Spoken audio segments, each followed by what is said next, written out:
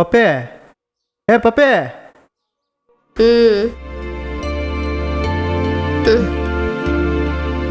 ಹುಷಾರಿಲ್ವಾ? ಜ್ವರ. ಬಿಸಿನೇ ಇಲ್ಲ?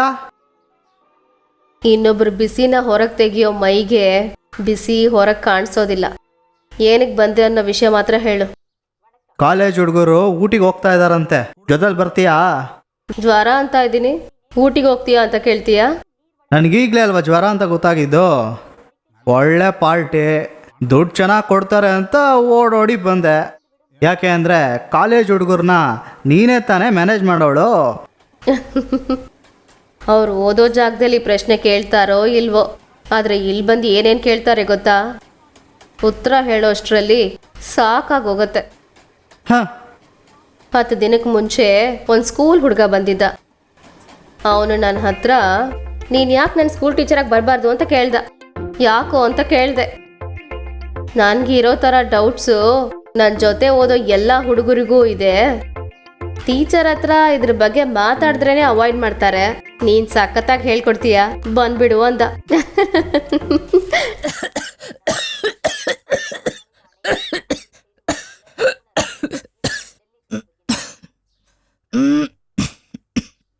ನೀನು ನೋಡೋಕೆ ಟೀಚರ್ ಥರನೇ ಇದೆಯಾ?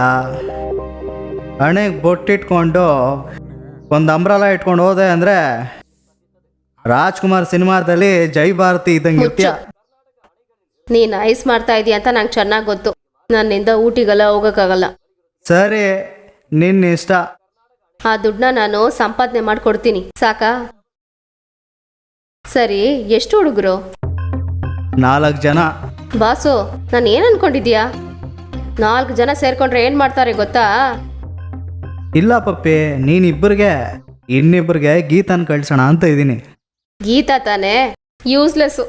ಮರದ ಥರ ಮಲ್ಕೊಂಡು ಮೊಬೈಲ್ ನೋಡ್ತಾ ಇರ್ತಾಳೆ. ಆಮೇಲೆ ಅವರಿಬ್ಬರಿಗೂ ಸಿಟ್ಟು ಬಂದು ಅಯ್ಯೋ ಪಾಪ ಅನ್ನೋ ಥರ ನನ್ನ ಮುಂದೆ ಬರ್ತಾರೆ. ನಾನು ನೋಡೋಕ್ಕಾಗದೆ ಸರಿ ಅಂತೀನಿ. ಯಾಕಿದೆಲ್ಲ ಬಿಟ್ಟಾಕು. ಬಾಸು, ತಿಂದ ಮೀನು ಸಾರು ಮಾಡಿದ್ದೀನಿ, ತಿಂತೀಯಾ? ಅವೆಲ್ಲ ಏನು ಬೇಡ, ನಾನು ಬರ್ತೀನಿ. ಏನು ಕೋಪನಾ? ಹಾಂ, ನಿನ್ನ ಮೇಲೆ ಕೋಪ ಮಾಡ್ಕೊತೀನ ಪಪ್ಪಿ. ನಿನಗೆ ಕಷ್ಟ ಕೊಟ್ಟು ಸಂಪಾದನೆ ಮಾಡೋನು ನಾನು, ನನಗೆ ಊಟ ಹಾಕೋ ಅನ್ನಪೂರ್ಣೇಶ್ವರಿ ನೀನು. ಏನಾದರೂ ಸೀರಿಯಲ್ ನೋಡ್ಕೊಂಡು ಬರ್ತಾ ಇದೀಯಾ? ಅಯ್ಯ, ನಿಜಾನೇ ಹೇಳ್ತಾ ಇದ್ದೀನಿ. ನಮ್ದ್ರೆ ನಂಬು, ಇಲ್ಲ ಅಂದ್ರೆ ಹೋಗು. ಹಲೋ ಅಪ್ಪ, ನಾನು ಸೆಲ್ವಿ ಮಾತಾಡ್ತಾ ಇದ್ದೀನಿ. ಏ ಸೆಲ್ವಿ, ಎಷ್ಟು ಸಾರಿ ಹೇಳಿದ್ರು ನಿನ್ಗೆ ಅರ್ಥ ಆಗಲ್ವಾ? ನಿದ್ರೆ ಮಾತ್ರ ತಗೊಂಡು ನಿದ್ರೆ ಮಾಡಕ್ಕೆ ಕೇಳೋವಳಿಗೆ. ಇನ್ನೊಂದು ಸಾರಿ ಫೋನ್ ಮಾಡಿ ಮಾತಾಡಿದ್ರೆ ಈ ಮನೆ ಹತ್ರನೇ ಬರಲ್ಲ. ಯಾಕೆ ಮಗಳನ್ನ ಹಾಗೆ ಬೈತಾ ಇದೀಯಾ? ಅಮುದಾಗೆ 2 ತಿಂಗಳಿಂದ ಹೊಟ್ಟೆ ನೋವು. ಡಾಕ್ಟರ್ ಹತ್ರ ಕರ್ಕೊಂಡೋದ್ರೆ ಹೊಟ್ಟೆಲಿ ಗಡ್ಡೆ ಇದೆ, ಆ ಟೆಸ್ಟು ಈ ಟೆಸ್ಟು ಮಾಡಿಸು ಅಂತ ಹೇಳ್ತಿದ್ದಾನೆ. ದುಡ್ಡು ಬಂದಾಗ ಮಾಡೋಣ ಅಂದರೆ ಈಗ ಅದು ನೋವು ಅಂದರೆ ಏನು ಮಾಡೋಕ್ಕಾಗುತ್ತೆ?